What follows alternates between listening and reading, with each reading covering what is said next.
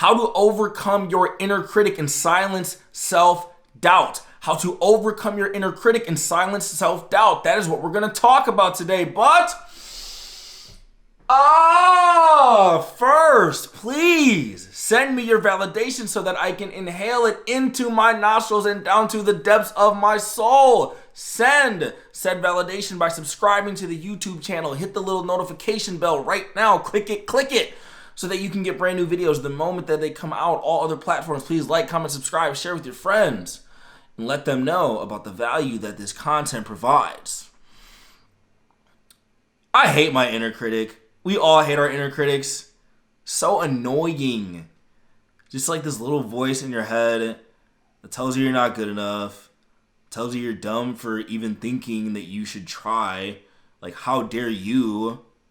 How dare you escape the masses? How dare you escape the rat race? What's so special about you that you're going to be the one to start the blog, that you're going to be the one to get the YouTube channel off the ground, that you're going to be the one to start that business, that you're going to be the one who actually follows through with the shit that they say they're going to do? How dare you? That's what your inner critic says all the time. It's just like this constant monologue or inner thoughts where it's just poking and prodding at every little insecurity you have the entire time, giving you all the evidence for why you're going to fail. That's the craziest thing about the inner critic and self-doubt is, you have all these moments in your life where you have done well. You have all these moments in your life where you've been confident. You have moments in your life where you have been motivated, where you have been productive. But the inner critic is just like this lawyer who looks and knows all the little files of your life and pulls up every little piece of evidence for how you're not good enough. And it's very good at finding those reasons.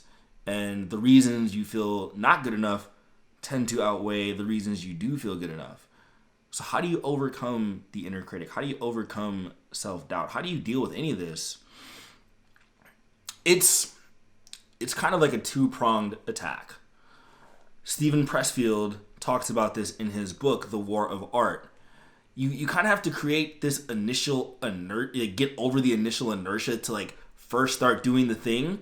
But the way that you silence the inner critic is by doing the work. It's like you have this whole conversation in your mind like, I don't want to start this.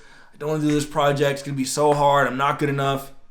But then you get into it and you force yourself to do, I've talked about this over and over again. Nothing I can say can completely close that gap between your thought and your action where you actually do it. But once you do it, each time you put in the work, you can shut down the inner critic for the day. Each time you add to that win column. I always talk about this, the subconscious win column. Maybe I should coin that phrase.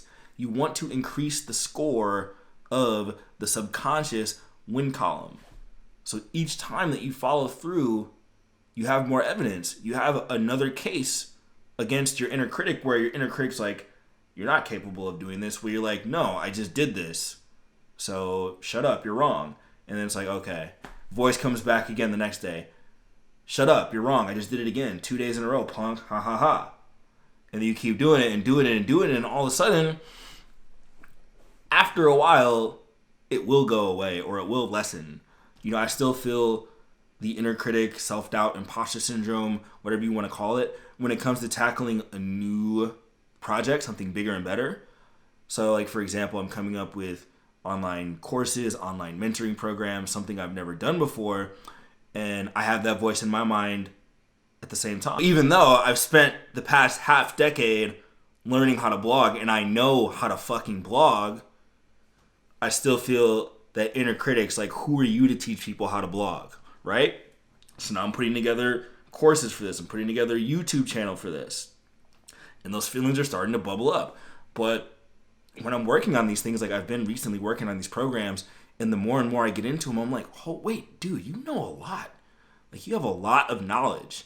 And I draw it back into my memory and realize people reach out to me for advice all the time on blogging, on different subjects, because I've built and demonstrated such a well of knowledge. And that's what doing the work will do for you. The more you do the work, the more you start to remind yourself, oh yeah, not only have I done the work at this moment in my life, I've done it at other times. I'm not completely incapable. I know what I'm doing. And you lessen that over time.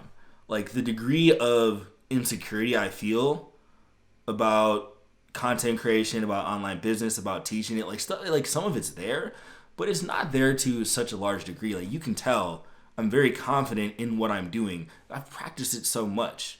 So after you face the resistance and that doubt and that inner critic over and over and over and over and over and over and over and over again, then it starts to feel better. And everyone, trust me, my friend, I know how bad you want the answer. I know how bad you want the secret sauce, like that magic pill that will suddenly alleviate you of your self-doubt without you having to do anything, but you know it doesn't exist. And I know you know it doesn't exist, and I know that you know that I know that you know it doesn't exist.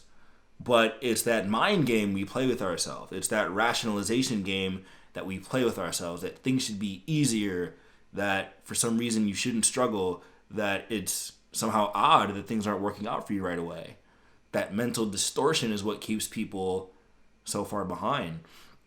And it's crazy. Self-doubt, it's like an imaginary ghost, this like colorless, odorless gas permeating throughout society that's like crippling the lives and dreams of everyone, but it's not really anything. It's just like, as Stephen Pressfield put it in the book, the resistance is a shapeless, formless enemy. It will do whatever it needs to keep you from following your dream. So it's everywhere, and you're not going to be able to turn it off without working. It's just not going to happen.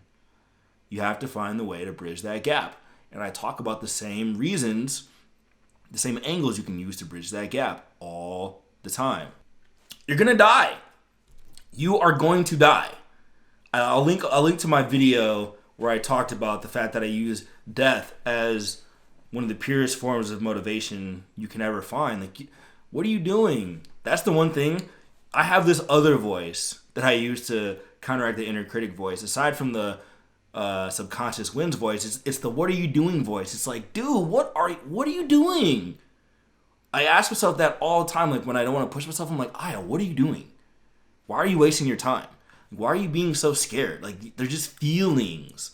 Oh, your little feelings are hurt. Oh, Ayo's little bitty feelings are getting hurt. He doesn't want to create his little online course because he doesn't know if he's going to sell. Like, I try to actively trivialize my own irrational thoughts and emotions. Like, I try to really look at them and pick apart how stupid they are, especially through the lens of dying.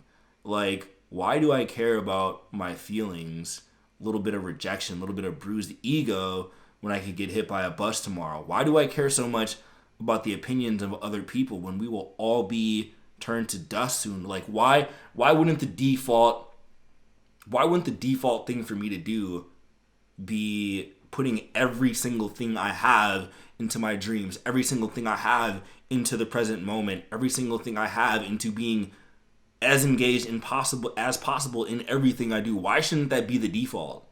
Why am I dicking around here? I don't have time. You don't have time to screw around.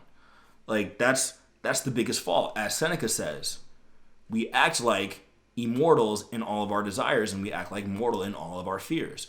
We're scared to die, but we pretend like we're going to live forever. And it's just this catch-22 scenario. So you have to break that mental chain. Nobody can break that mental loop for you. But what I can tell you is it doesn't really take that much work to silence your inner critic to a level that it'll be manageable over time. See, the inner critic is very loud. Self-doubt is very loud and abrasive in the beginning. Like when you have no experience, no reference experiences for being successful, no tallies in the win column, yes, that voice is going to be extremely loud.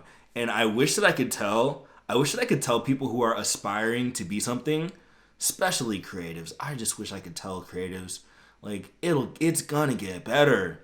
That's one thing you can hold out hope for. Like, if you do it, it'll get better. It will get easier. It won't be so strenuous all the time. You will have more confidence. You will be able to have motivation on autopilot. You will not have to use so much willpower and energy to bring yourself to get things done. It will click, but it won't click. You won't get that mental clarity until you have action. And it's all about making enough of a commitment to where you can take the next step.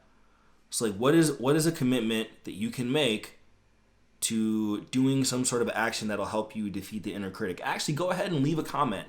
What is one action you can do today? One thing you can do today to silence that voice of the inner critic. Maybe you get down and do 10 push-ups right now.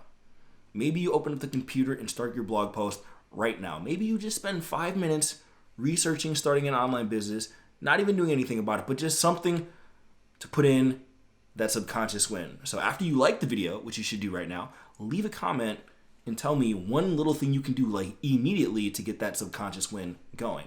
And then just continue to stack these up over time. And the thing you will realize about your inner critic over time is that it is just a little juvenile, little chump. That's what it is. And like the more you do the work, the more you start to realize how ridiculous your thoughts are. It really does. You really do grow leaps and bounds in your confidence. Just like I talk about the J curve, the idea that your skills are plateaued a lot in the beginning, but they experience a sharp uptick. Same thing happens with your confidence. I have 0.0% insecurity about my writing. I think I could get better. I think I have a long way to go to become a master, but I'm not sitting there like, oh no, can I get words on the page? Like, no, I can get words on the page. I've done it thousands of times by now, right? And when you practice enough, you build a second nature understanding of what you're doing, and self-doubt just melts away. Like it's no longer possible for you to have major bouts of self-doubt if you've been doing something for a really long time. So that's the main thing I want to leave you with. This hell in your mind where you're constantly thinking about doing the thing, then you hesitate, then you beat yourself up for hesitating, and then you beat yourself up because you beat yourself up for hesitating. And then you just go in this loop where you're hesitating, beating yourself up, you start, you stop, you quit, you get inspired, you go back down. Like, just once you have to stop playing that game.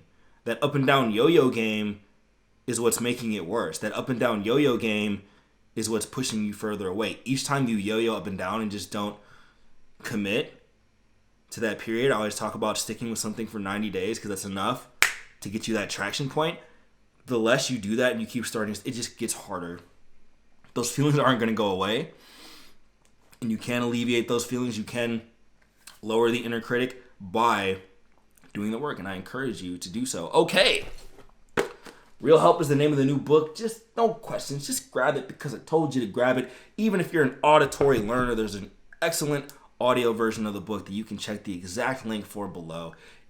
YouTube, please subscribe to the channel. Please like the video. Please drop a note. The engagement metrics, do it because it helps YouTube know that you love me and that we can spread love all across the world. Watch some more videos. There's links down below to get a free checklist to join my email list. All sorts of social media content where you can see behind the scenes work, the way that I work, the way that I live, how I'm able to build success. Follow my socials and I'll show you behind the scenes on that. Watch another video. Bond with me, love me because I love you and I want us to continue this relationship. I will see you on the next video.